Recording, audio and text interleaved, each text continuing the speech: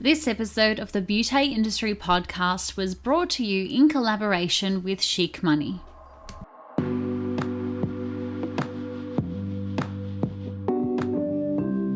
Hello and welcome to the Beauty Industry podcast, your online support community for the professional beauty industry. I am your host, founding director of Beauty Industry, Tamara Shaw. Here we are closing the competitive gap and speaking your language. This is a platform created and dedicated to the professional beauty industry, valuing community over competition.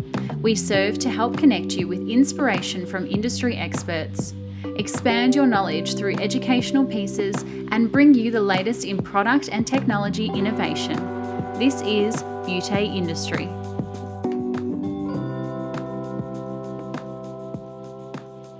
Today's conversation is a little different to our usual industry inspirational and educational topics, but nonetheless an important one to have.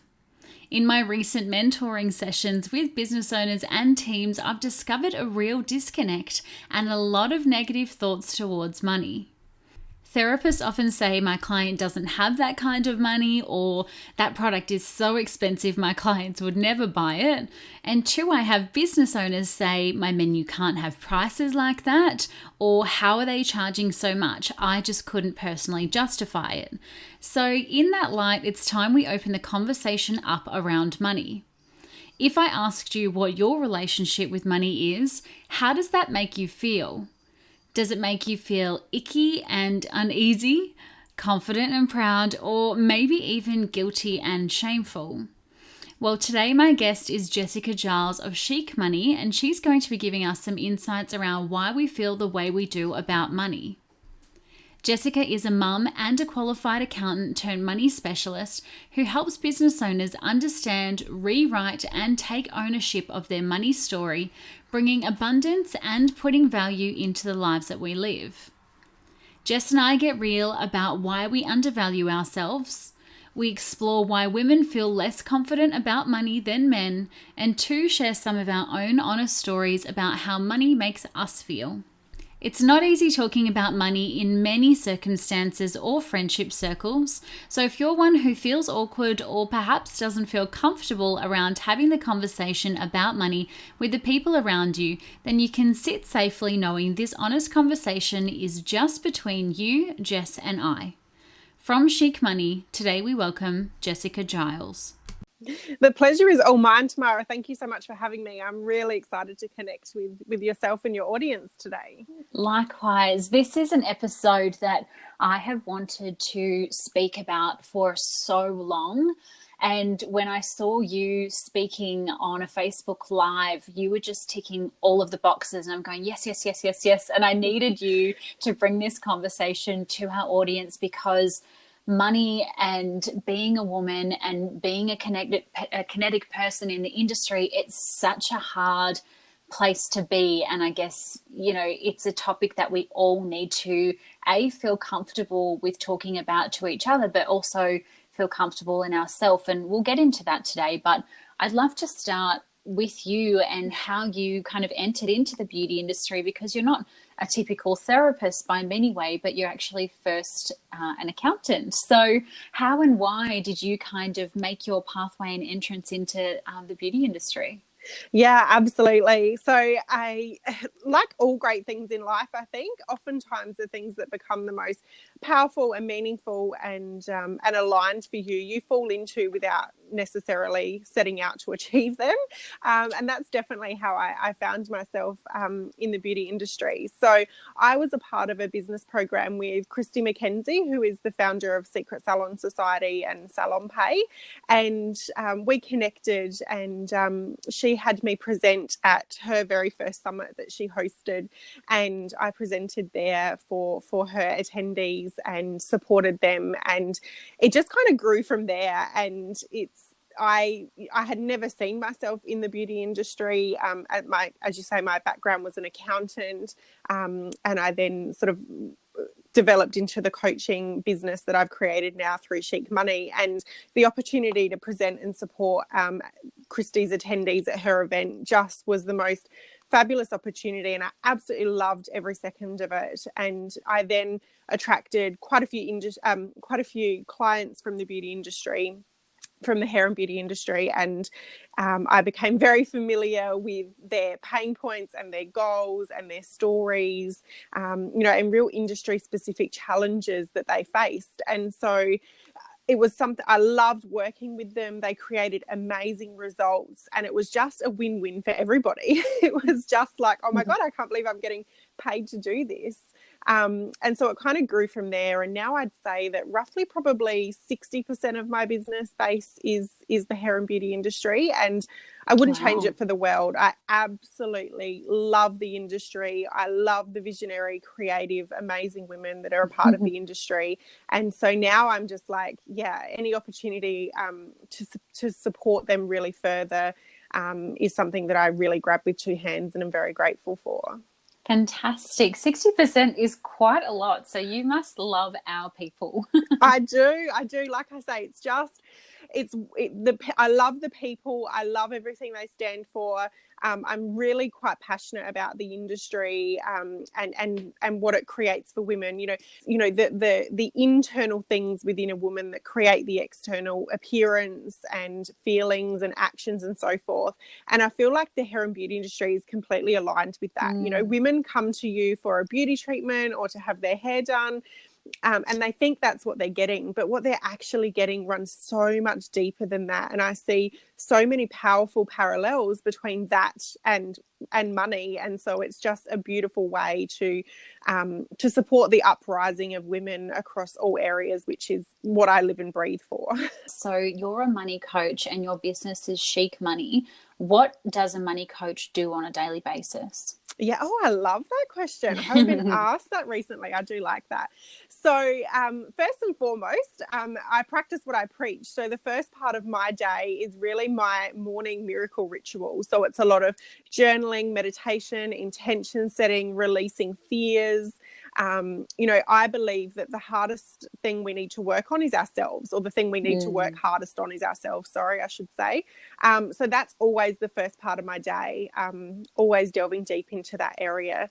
The predominant focus of my business is my Money Mastery Academy, which is my signature coaching program. So supporting my clients through that program is a significant focus of my day as well. So whether it's creating content, hosting trainings in the Facebook community, following up with clients, podcast interviews like today, I really approach each day from the standpoint of how can I be of service and value in the world today?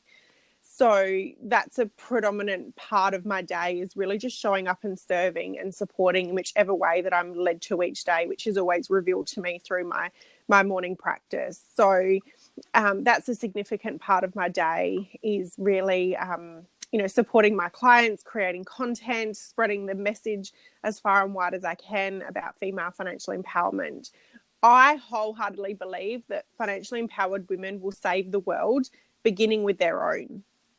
And so the more women that I can connect with and support them to get to the other side of their financial struggles and to tap into the financial freedom that's meant for them, like that's what I'm just like a dog with a bone about. I can't get enough of it. That sounds like just an amazing way to, kind of wake up and spend the morning with gratitude and reflecting on yourself and how you can give back to others. It's interesting as well that you say we need to work on ourselves first and foremost, because in our membership program, there's one activity that I get business owners to do, and people laugh at me when I say it, but I get them to write down 10 amazing things that they are amazing at. So that could literally be feeding your cat every single night and keeping your cat alive, Yes. But just tell me 10 things, and I need you to write them down, that you're amazing at. And so many people send me via our voice communication. They send me messages and they're just upset and they're crying and they're going, Tamara, I can't even think of 10 things that I'm amazing at, which is really crazy, because if we can't think of things we're good at, how are we supposed to sell ourselves in this world, and how are we supposed to go ahead and travel out and be all that we can be if we just can't say that. And what they do tell me, though, is there's no problem with all of the negative stuff coming to the surface and what I'm not good at. But I guess, when, especially the money thing, I don't think I've ever had anyone say I'm great at saving money or I'm great at, asking people for money. Why is it that we just feel so uncomfortable with kind of selling ourselves and putting a value on ourself and our personality and talking about money and wealth? Yeah, absolutely. And this is something I'm incredibly passionate about. I believe that as women, we are expected to be great at two things in life, and they are money and I hope there's no little ears around, but money and sex. And yet we are not taught to do either. Yes. We're kind of intrinsically like we should just know how to do it and we should be great at it and it should just be something that we love, but there's no education around it. Now, one area I'm certainly going to give a wide berth to when it comes to teaching, but the money piece absolutely is, and this is the thing, basically it all comes down to our money story. It all comes down to our conditioning and our beliefs that we picked up from other people. So our money story is in place by the age of 8. So by the age of 8 years old, we have already decided, that's when our critical faculty is formed. And so by the age of 8, we have decided what we believe about money, about relationships, about our bodies, about our safety in the world, our level of belonging, what gets us recognized, what gets us in trouble. And we carry those patterns and those beliefs and that conditioning through our life until such point as, oftentimes my clients reflect to me, until such point as they connect with Jess from Chic Money and even realise this is what's happening and start to shine the light on it. And so much of everything we do in life is unconscious in that we just do it. We don't have a level of awareness why. We're not sure why we do it. It's certainly not serving us, but we can't seem to break the pattern. Yeah. And so much of that has to do with our money story and with our patterning and with our conditioning. And so when we hear things growing up, such as you have to work really hard for money, or rich people are mean, or rich people are greedy, or we're actually putting all these subconscious blocks between ourselves and money. And the internal creates the external. So the internal beliefs that we have, if we believe that money is intrinsically bad or causes stress or isn't available for us or is going to be taken away from us or whatever the case may be, that's what we create in our external circumstances. So I wanted to share really quickly a story about a client of mine. And yeah, love you too. Yeah, so she came to me and she had no idea. She just, she was in a lot of debt and she wasn't making the money through her salon that she wanted to, and she just could feel that she was sinking. And one of the first things that we connected about was her deep beliefs around money. And she just broke into tears one day and she's like, oh my God, Jess, I remember my mum telling me she used to talk about my auntie being the rich stuck-up cow on the hill with all her money. And so she realised that this was the whole story around money she'd carried, that if you had money, you're the rich stuck-up person on the hill. And we are very technologically advanced people. I look at my phone and it unlocks. Yeah. But so we have access to all this technology, but we're actually very primal beings. And so our need for belonging, our need for acceptance, our need to be loved, and that deep primal response that if we're not, we're going to be kicked out of the cave and we're going to starve to death, and we're going to, despite how technologically advanced we are, those deep primal needs are still so deep within us that means more to you than money. And so if you believe at the deepest level that money is going to have you being not safe, not belonging, that is going to overrule, those primal needs are going to overrule whatever financial goal you have written in beautiful pink pen on your vision board. Yeah, wow. And so you said there from the age of 8, our money story is already imprinted in us. Is it literally just what we hear from our parents and the people around us, or is there, are there other ways in which we can develop that story? Yeah, absolutely. So 80% of communication is nonverbal. So, when you walk into a room and no one has to say anything, but you're like, something's just gone down in here. Yes. So what we hear is certainly one point of it. So, if you heard your parents arguing about money, or if money wasn't spoken about, that's certainly one part of it. But I know for myself, even I have memories of a child of just feeling like money's stressful, or Christmas creates stress, and don't even ask to go on that excursion, or no, you can't go shopping with your friends, so part of it is certainly vocal and what we hear and what we're taught, but so much of it is the energy and emotion that you have around that experience also. Yeah, that's so interesting. And I guess for me, if I can be open and honest on this podcast and share as well, is that I've got memories of, being in primary school and having my parents answer the phone when we had a phone on the wall, back then, and say, oh, no, she's not here at the moment. And I'm thinking, Mum's right there. What are you talking about? And then they would hang up the phone and they would go, oh, that's the credit card company again. And Mum's looking at my stepdad going, have you paid that? And he's like, no, and I guess now that you're saying this, it makes so much sense, because even that young, having no idea what a credit card is or who was calling, it's kind of like, oh, now it gives me that feeling of, credit cards, and because I don't want to feel like that. But I guess it's also that kind of mentality you're just aligning for me now. It's like the rich get richer and the poor get poorer, because if you've always heard that same story and then you act out that same story and then you teach your kids that same story, it's almost like a never-ending cycle, right? Absolutely. And that is exactly it. We are recreating these generational experiences until such point as we make a very conscious and committed decision that this stops with me. And I have two daughters, and I've been a single mum of those two daughters, and I have been very, very intentional that, this is not the experience that my daughters are going to have, and this is how I want them to feel about money. And it's really just like you mentioned, it's even though, no one necessarily sat you down and said, we're in trouble with credit cards and they're phoning for payment or whatever the case may be, it's that energy that you carry with you, and it's that memory. And that's why so much of it is to, the saying that people will forget what you say to them, but they'll never forget how you made them feel. Yes. And that's so much what we carry forward with us.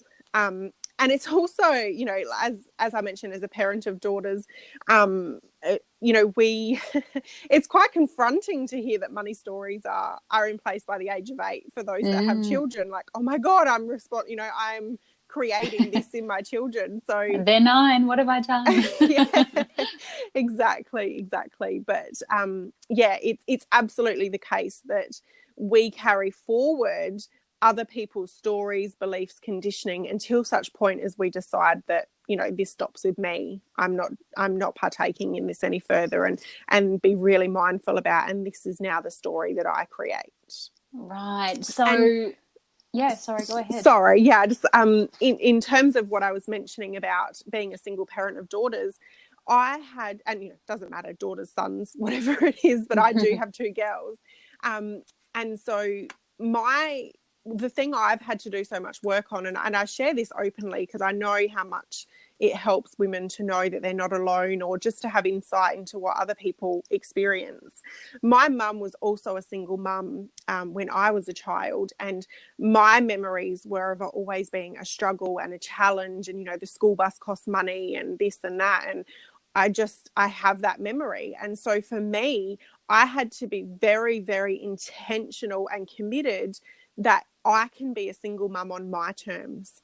I don't have to struggle as my mum did, that I can do this my own way. And of course that brings up stories of who am I to not be a struggling single mum when my mum did, and all those kinds of things. But I share that because that's kind of the process that I've been through, is really, it's safe for me to not struggle. It's safe for me to leave that family story behind.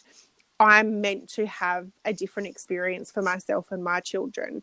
And that's kind of the story that I've had to be really, really close and mindful of on a daily basis to ensure that I'm staying in choice and I'm staying in commitment, and that I'm not recreating based upon what my past experience has been.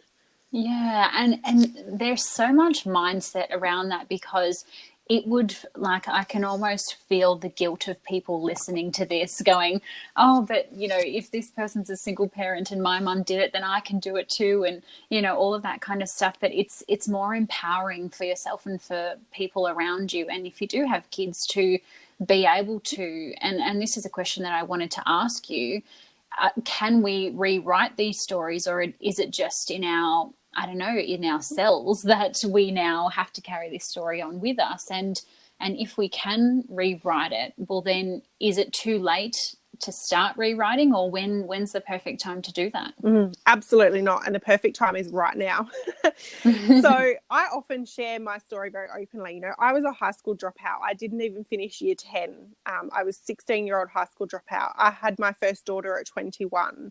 You know, I made the choice I wanted to create a better life for myself. And so I put myself through TAFE. I got my certificate 3-4 diploma and advanced diploma. I used that to get into university to get my accounting degree. I was the first person in my family to ever go to and graduate from university. So if all of that can be used, like, I did not come out of the box this way, quite the opposite. You know, this is something that I have completely created from nothing, from pure desire and commitment to living my truth and creating, you know, the desires that you have within you are placed within you for a reason. They are not a coincidence. So whatever you see within you is meant to come to play outside of you. So if you see financial freedom within you, that is meant to be your experience. You know, it's not placed within you for no reason. So one of the first things I always say to my clients when they join my Money Mastery Academy program is borrow my belief. Okay. There is going to be times when you don't believe. There is going to be times when you can't hold that vision close. And I see that as my job to do. It's my job to hold that space for you. It's my job to hold that vision when you can't. But I have seen myself, you know, going from a high school dropout to a university graduate to single mum, creating a coaching business, blah, blah, blah, blah, blah. Together with the countless transformations that my clients have created, it is available for anyone at any point. And here's the other thing around that. It's easy to smile when the sun is shining and the bank account's full and the appointment book is full and your team are rocking their retail targets and rebooking rates. Like, yeah, awesome. It's easy to smile if that's the case. Yes. But when the clients are cancelling, when the team members are sick, when the targets aren't being reached, when the BAS is overdue, when you're having an argument with your partner or your children, you know, it's in those times when it's hardest to smile, when it's hardest to hold that vision close, is when it's most important. And the reason, that's great advice. The reason that happens and the reason that you find yourself in that position is not because the economy's bad. It's not because your team are crap. It's not because of the salon down the road. It's because there's something within you that is a match for that experience. And so your biggest job and your number one job is to release those old stories, clear those old beliefs, and release anything within you that is an energetic match for struggle, that is a match for debt, that is a match for life and business to be hard, and allow yourself to connect into and give more energy and faith to the truth you see within you, the reason that you started this business, the vision that you hold, what you know is true for you. And the time that it's most important to be so connected to that is the time it's going to be the hardest to connect to that. Yes, absolutely. And this is why I'm such a big advocate for people knowing their why and having that really clear vision of what that is, and then their mission on how they're going to get there, and, you know, having those rock solid values, because when the shit hits the fan, it is hard. Like, it is not easy to run a beauty business. It's not easy to run a beauty business in 2019, and it's going to be even more difficult in 2020. But I just feel, and I know that if you know why you're in this 150% along the entire way, even when you are down in the trenches and everyone's cancelling and you're doing, the 12-hour days, you can see the light. But when you're there and it's dark and you don't know why you're doing it and you're getting stressed rather than, having passion around it, that's when it's really difficult to try and change your mindset. Absolutely. I guess for people to realign their why as well, because what you started 10 years ago and the reason why you started, so much may have changed in the meantime, and you can readjust your why. It may have been to open a beauty salon for yourself back then, and maybe you've had kids and now your why is to impact their lifestyle and their daily health. And I think we should absolutely be almost revisiting our values and our vision, if not half yearly, every quarter. Absolutely. And the other thing as well is I often find with myself and my clients, when you're keeping your why to yourself is when you're going to find yourself struggling. So oftentimes accountability, putting it out there, showing the universe that you're completely serious about that, and enrolling other people in your why and vision is when you're going to create real momentum towards that. Yes. So yes. I remember, I have been a single mum. I now have an amazing partner in my life, manifested incredible love, which I'm so grateful for every day. I'm still very much, I see myself as completely responsible for the children and so forth. But I remember when we very first started dating after a little while, and we were talking about vision, because I'm very much like, I need to know where you're going and I need to know that this is something that I want to be a part of. And we were sharing about our visions. And when I told him my vision for Chic Money and for what I do and for, the impact and income that I want to create in the world, he laughed at me. But it was a laugh. He said it was a laugh because he was nervous because he'd never heard anyone speak so big and have such a vision before. And I felt, and to begin with, I was so triggered because I was like, this was one of the hardest things to do, to have to share this with him. It's a new relationship, and then to be laughed at, I was just like, and you're like, hang on. Red flag. Absolutely. But then we kind of had a conversation around it and it was all good. But honestly, that created such momentum for me. And it was kind of like in the back of my mind that It's fine. I've put this out there now. I've told somebody what I'm creating, and it's like it really fuels you because it makes it bigger than you. Yes. Because somebody else is going to hold you accountable, even if they're not holding you accountable. I know that he would love me the same if I earned $5 or $500,000. So it's not about that, but it's just intrinsically motivating me knowing that I've put it out there. This is what I've told someone I'm creating. So get to work kind of thing. And I like that accountability side of it as well. I did the same thing once. When we were about 5 months into beauty industry, I was able to say, okay, the business is profitable. Are we making a huge amount of profit? Absolutely not, but it's profitable. And that's a big thing for a startup. And so I said to my husband, every month it's a small thing, but I'm going to pay the rent. And he did the same thing. He laughed. He was like, what? How are you going to pay the rent? And I was like, look, I'm just going to make it happen. And so every single month now on, almost close to that date, he will give me this look and I'm like, it's paid. Don't worry.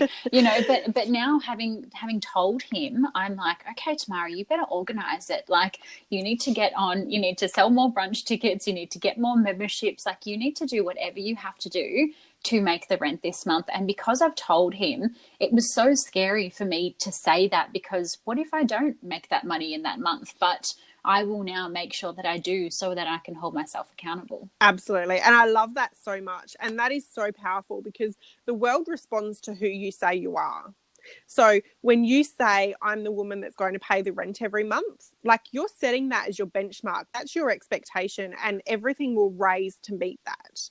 When you say, I'm the woman that's going to try to, or I might, I'm not going to say anything, but I'm hoping this is going to happen. And I think we can all kind of look in the mirror and sort of confront ourselves and say, where in my life am I being the woman that's hoping something's going to happen but not declaring it? Yes. Even as I say this, I'm not sitting on a pedestal here. I can already think of a couple of things within myself that I need to up the bar a little bit with. But it's absolutely about you. The world responds to who you think you are and who you say you are.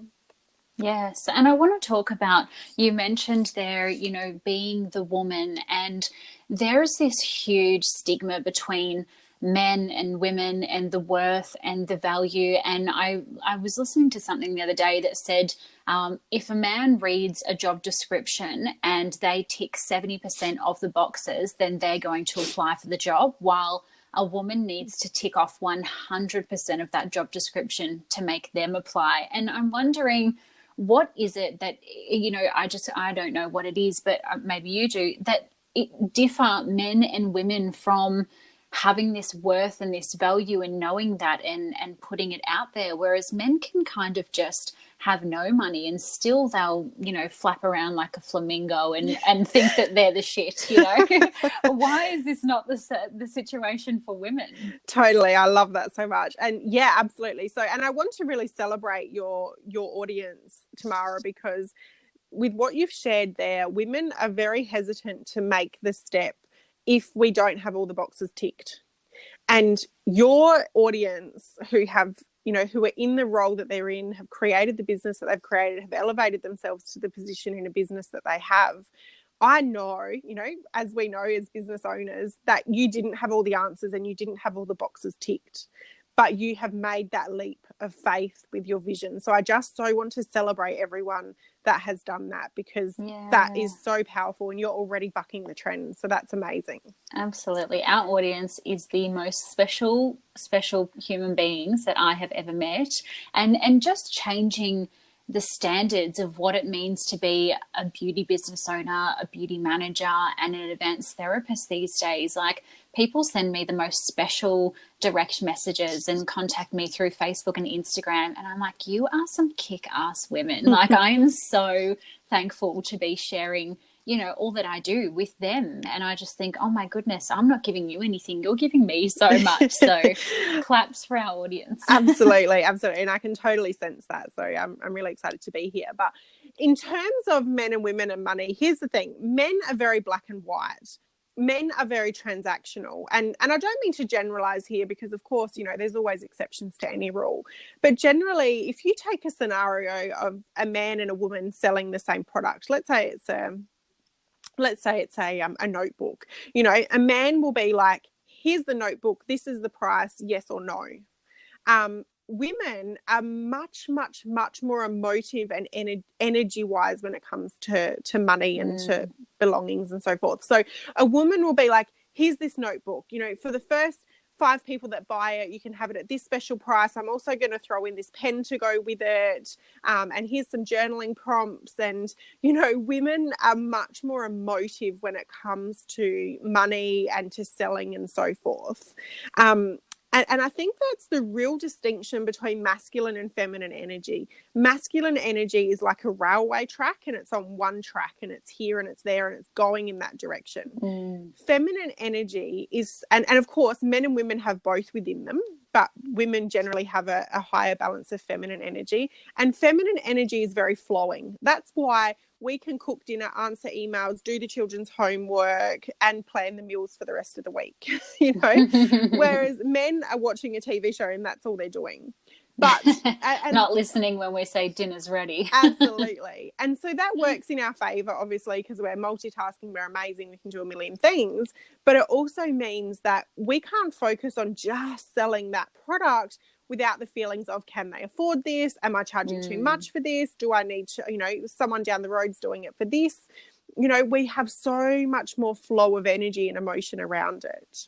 Yes, I did hear that that men buy factually and women buy emotionally, and this comes back to even something I learned when I was working on the cruise ships. It was called the emotional close, so that you would literally have your client almost crying on the bed, so that you could sell them a product, and it taught me so much around what my money story was and how I sell and how I prescribe. But something that has been forever, ever since I've been teaching therapists, is something that they say to me is, tomorrow the client can't afford it, or the business owner, I'll be sitting with them doing a menu refresh and we'll be talking about prices and packages, and the business owner will say to me, oh, I don't know if our clients will pay for that. And I always just tell these people, think of your clients like Oprah.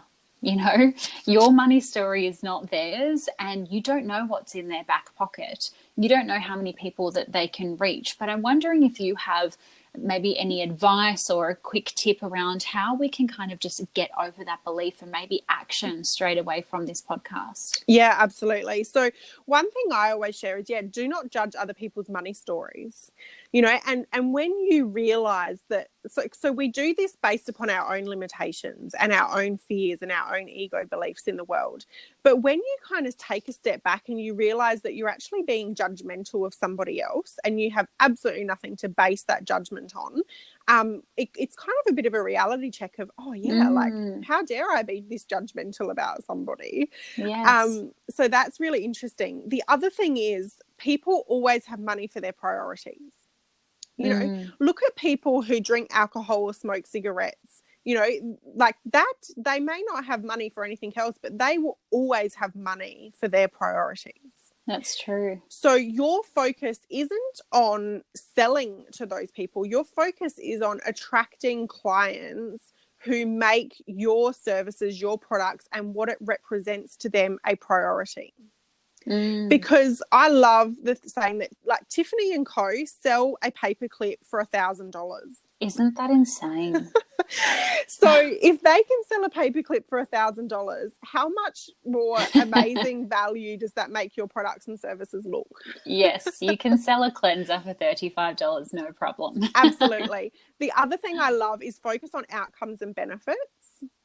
And the other thing is that there is a client for every price point. There is a market for every price point. There are people that buy supermarket cleansers, and there are people that buy like top of the line, exclusive, whatever the case may be, whatever the most amazing product you can think of is. So you get to choose what market and what pocket of the market do you want to be a match for. Who is it that you want to call into your business? And oftentimes it can be a case of you're trying to sell the wrong product to the wrong person.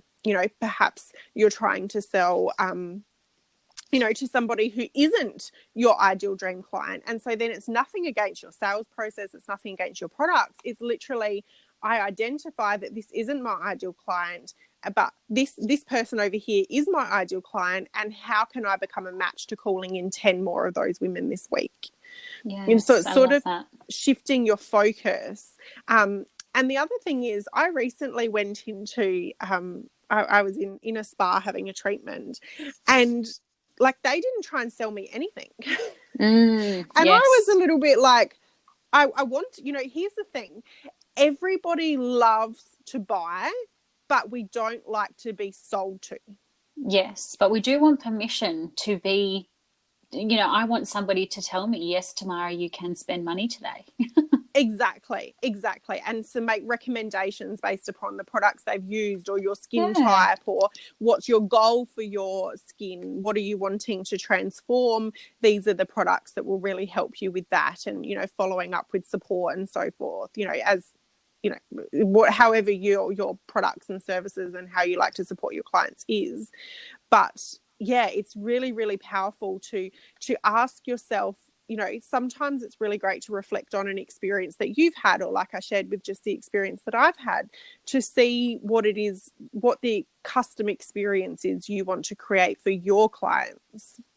Yes, and I really enjoy how you're saying there, the kind of reality check and check in with yourself if you are thinking your clients can't afford it, or, they're not going to purchase today, and kind of asking yourself, hang on, who am I to judge them? Because I've had that experience so many times. Monday to Friday, I'm in high heels, I've got my hair out, it's curled, I'm in, nice witchery or country road clothing, and but then on the weekends, I am in my sweats. You know, I'm in dirty runners because I've just been for a walk. I'm in my leggings, probably just a daggy old t-shirt and a little bun on my head. And the difference that I get treated when I go in somewhere from a Monday to Friday looking like that, or a Saturday and Sunday looking like that, it's just exponential. And I think I've got the same amount of money in both of my accounts on Friday or Saturday. It's just what I look like. And it actually brings me back. I was working in a casino when I was younger, and I was working on a high roller table, and it was like $50,000 per spin. And the people who were coming in were in trackies and hoodie and joggers. And I said to my manager, I was like, oh, you know, they're spending so much money, you would think they they would dress up more. And she said, who do they have to impress? You know, you, who's serving them drinks and helping them, you know, deal the chips. And I was like, oh my goodness, that's so true. And I thought that every time now, you know, when I go in somewhere and I'm wearing sweats, I've still got the same amount of money. Heck, I could have more than what I do look like on a Monday to Friday. But it's just that it is a little bit of that kind of ego. And we do need to check ourselves sometimes and think, hang on, we can't be judgmental of the clients who we're seeing in front of us right now. Totally. Absolutely. And I can't remember the saying to the T, but it's along the lines of like, you know, poor is flashy and wealthy is, you know, like it's quiet. You know, some of the most wealthy people in this world you would look at and have no idea. No idea. Yes. And yes. Of course, you know, don't get me wrong. Like I sit here now, I'm in, you know, heels and lipstick, and I love pretty things. I love to dress up, all for myself because of what it does to my energy and my vibration. So not for a second am I saying that in order to be wealthy you have to dress down or anything like that. No. But it's just kind of realizing that, again, checking in with where are we judging ourselves, where are we judging others, and letting go of all of those preconceived notions of what money and success look like. And whilst I'm on that note, you mentioned about, you know, what would I, you know, actionable steps moving forward. That would be the first one for you to identify what do money and success look like to you in terms of what do you believe money and success represent? What do you believe of people that have a lot of money? And this is going to be so, so powerful for you to see where your money blocks and where your success blocks lie. So, for example, if you see like a, you know, amazing house, or you see the beautiful car that you would love to have, and you're judging that person or judging that house or car in any way, shape or form, you are putting a very significant wedge between you and that embodiment. Because you need to feel absolutely amazing about everything that you desire in order to tell the universe, yes, this makes me feel good. So if, for example, you look at that house and you're like, I could never have that, or I bet they have to work a million hours, I bet there's never lights on at home because they're working all the time to afford that house. Like, these are all really powerful clues. And of course, I say house and car as a representation, but it could be time, it could be traveling, whatever comes up for you. But just really identifying what are the stories I'm telling myself about money and success and what it's going to take and who I'm going to be if I have all of that. And sometimes it's hard to do that because those thoughts or those feelings are so intrinsic, and sometimes it's hard to catch yourself. You know, it's like a conscious versus unconscious. It's you really do have to spend a lot of time in your own head thinking about why you're thinking about something. Totally. And so if that kind of like, you know, you're not quite sure, or it's hard to sort of think about that, another question I have my clients ask, which is just mind-blowingly openly awareness creating powerful, is to go, what would my mum, dad, grandparents, auntie, uncle, what would they say about someone that had that house and car? Because oftentimes, even without us realizing it, we are carrying our family stories about things. Yes. And so if your mum or your dad or whoever it may be for you would judge that person as this or that, or tell you this or that about them, that can be a real clear indication of what kind of things are going on beneath the surface for me potentially. Yeah, amazing. Big question. Yeah, you know, I just like to keep it light and fluffy. But You, I always say to my clients, I'm not here to stroke your ego. I'm not here to tell you how yes. amazing you are. I'm here because, like I said earlier, I wholeheartedly believe that financially empowered women will save the world beginning with their own. And I want you to have everything and more that's on your vision board, everything and more that you see within your heart. And you're not going to get that, and you're not going to get there. And here's the thing, it's not even about getting that. It's about who you become in the process and what it's about at a deeper level for you. And you're not going to step fully into that by me not triggering you, by me not asking the hard questions. So I'm not here for your comfort. I'm here for your growth. Amazing. And something that kind of aligns with growth, you were talking before about manifesting and money and kind of projection. How does manifesting something, a life, for example, that you want to have, actually play into the money that you actually own? Yeah. Okay. Excellent. So the thing is, it's manifesting is bringing something to play. Manifesting is bringing something to life, but it doesn't always necessarily mean that you're fully allowing yourself to receive it and receive the whole experience. So, for example, you know, I've had clients that have, you know, one comes to mind straight away, a conversation I was having with a client last week, and she said to me that her goal had been to double her income, and she'd done that. She doubled her income. Wow. But there were still things going on within her that meant that the money never quite showed up, or she didn't get the full embodiment and full manifestation of that. So here's the thing, you can be amazing at manifesting, but it doesn't necessarily mean that it's going to actually have you move forward towards those goals or feel amazing about it and have the money in the bank, so to speak. Yes, that makes so much sense. So the key is everything that we've explored, you know, like say, for example, you know, if her goal was to double her income, but if you've still got these stories or these lingering beliefs or these patterns that are like, you know, who am I to have this much money in the bank, or it's going to be taken away, or money never stays around for long enough, like, you always get to be right about your beliefs. Yeah, interesting. And I guess it's kind of that thing I once said to my sister, you know, say for example she was on 60,000 and she says, "Oh, I can't afford this, I can't afford that." And then she said, "But if I get a better job, or if I make more money." And I said, "No." Then you just spend more money. Yeah, and totally. Here's the thing, and this is why gratitude is so important, because if you're not obsessively grateful for what you have, the universe isn't going to send you more to begin with, because they don't like greedy cows. In terms of, like, not greedy, but in terms of if you're not obsessively grateful for the abundance you have, you're not Yeah. going to be obsessively grateful for more. You know, Yes. gratitude comes from within. And this is the key. This is why so many people hit an income goal and they just keep having to put it up and up and up and up, because you're just chasing that goalpost. But it's embodying the feeling of abundance that is where the true power lies, because otherwise money doesn't buy happiness, money doesn't buy fulfillment. Yes. It's allowing yourself to have that, and so, like what you said with your sister is so true. You need to find a way and step into abundance and gratitude for where you're at, or you're never going to find it in a higher level of income.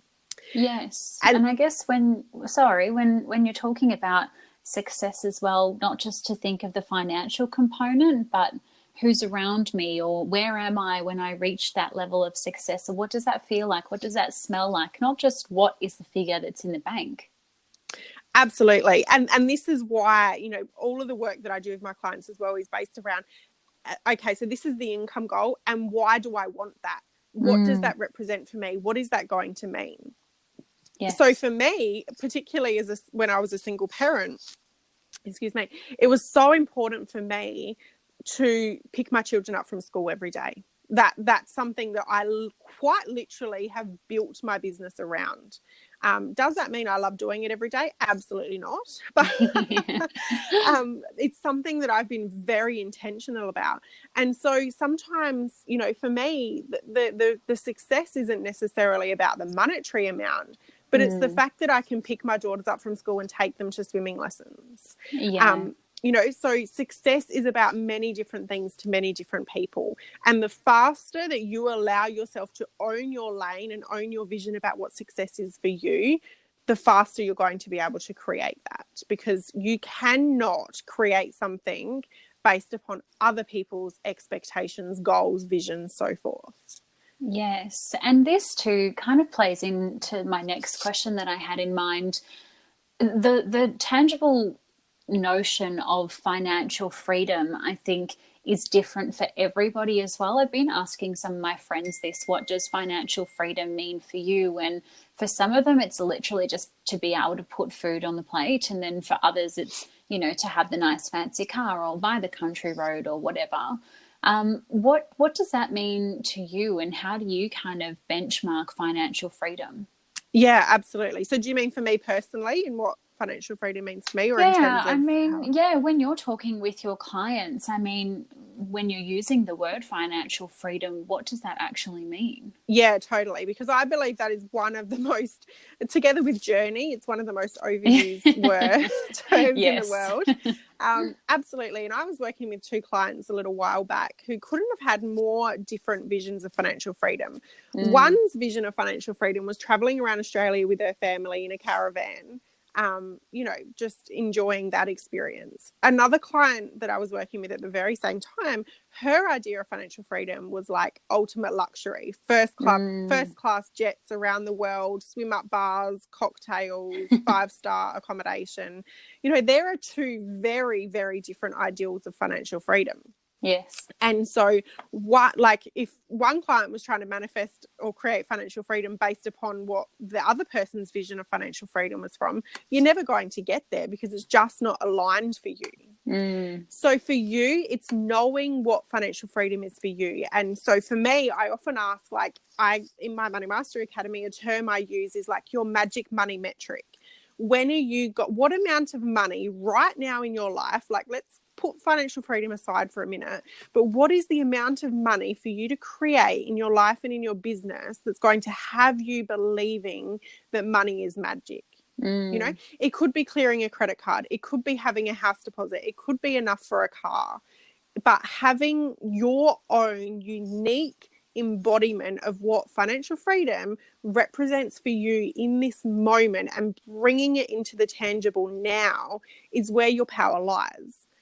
Because trying to manifest this hairy-fairy idea of financial freedom that feels so far in the future, so you've already put a wall between it because you've put it in the future and not the now, it's never going to be something that you can sink your teeth into and be like, right, I know that I need $13,248 in order to be financially free in this moment. I want to ask you, why do we not speak more about money to each other?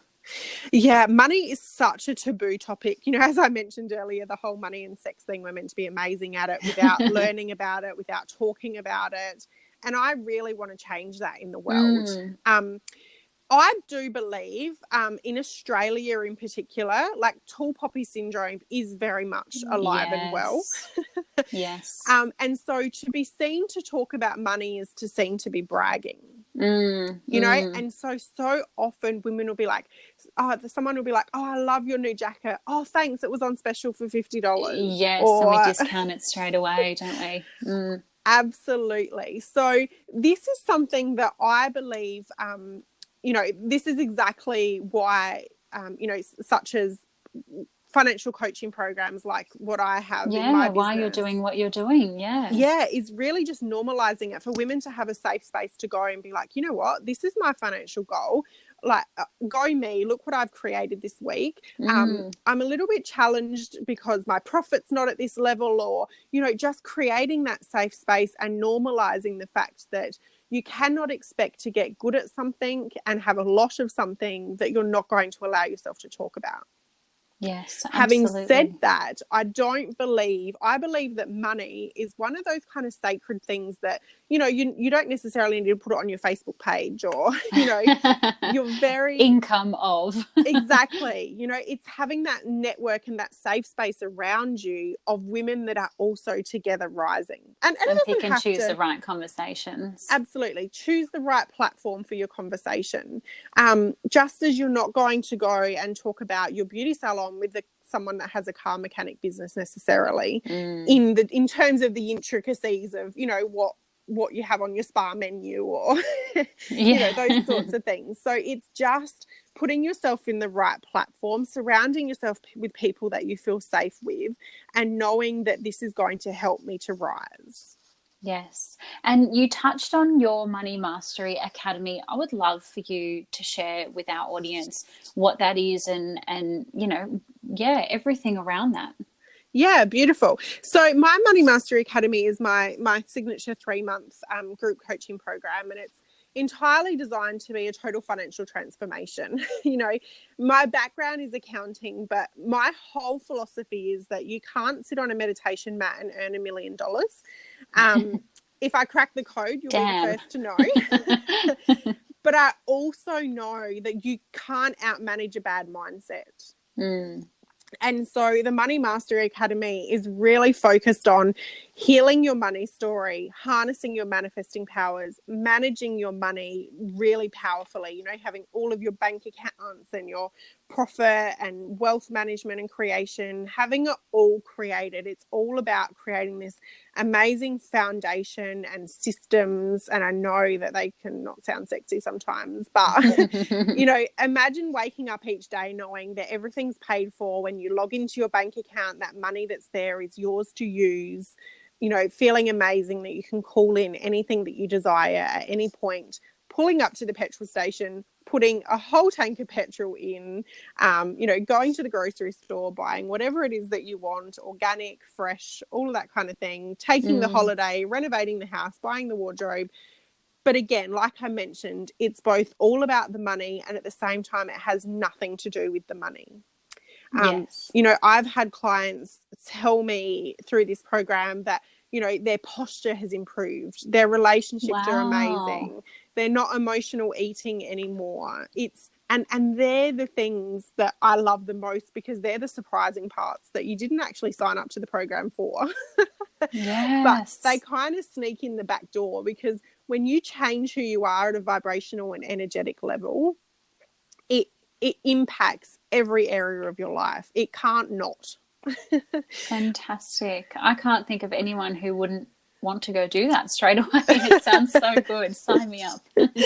Amazing. Yes. No, I'm more than welcome to share that program. That's for sure. Because it's Thank you. Yeah, it's really powerful. Yeah, I'll absolutely pop that in the show notes links. And just one final question that I'd love to ask you. You've given us so many tips and trips along the way, but is there something, that we can do to kind of clean up maybe some bad money habits, or, get that good money hygiene started today?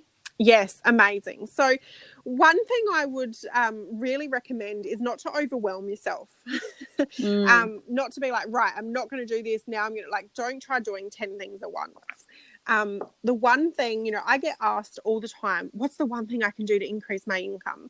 Yes. The one thing you can do is to track your income. Track every dollar of money in abundance that comes into your life. I don't care if you do it on a spreadsheet, a whiteboard, in a notebook, but what you focus on expands. And so when you focus on the money the money in abundance that is coming into your life and business, you are calling in more of the same. And what that then does is it gives you confidence. It gives you some wins on the board. And then you can start to see the value and have the confidence to make other changes in your life and in your business, and in creating really good money systems. But to start with, I want to get you some runs on the board. I want to get you some quick wins, and for you to see that this is going to work for you.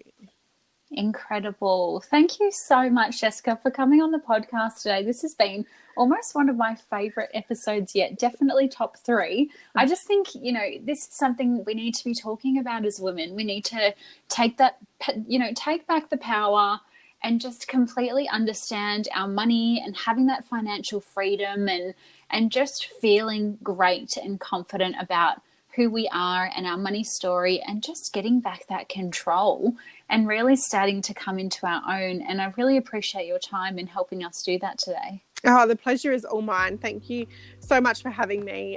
I really, really appreciate the opportunity to support your audience. And that's exactly it. It's time to step back into claiming who you are, who you came here to be, and the innate power that you already have. It's always been there. It's now just time to step in and really harness it for yourself. How special is that? Thank you so much. Thank you. The pleasure is all mine. I've really, really had an amazing time with you today, Tamara. If you couldn't already tell, I adored today's conversation. A little insight on what I do daily to make sure that I am personally attracting great clients and putting my money story out there for the world to see and to hold me accountable is that I tell myself as a part of my morning ritual every day, I love money and money loves me. And while that may sound a little bit dorky, I've been able to make some of the best financial decisions of my life since introducing that mantra into my conscious. I would love to hear if you've created any money changes since listening to today's episode, or if today's episode has hit a nerve and you thought, stuff it, it's about time I'm going to get my money organized. By having conversations like this, we can challenge the status and create a better future for females where we feel empowered by money rather than shying away from it. Of course, you can find more about Jessica across the social media channels at Chic Money, that's CHIC Money, us at Beauté Industry, and myself at Tamara Shaw Reid. And now, of course, I'm sure you know what to do by liking, subscribing, and sharing the podcast if you've loved today's episode.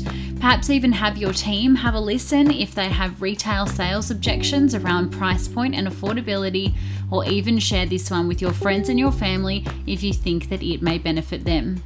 Thank you so much for your ears and your time. Until next time, stay connected.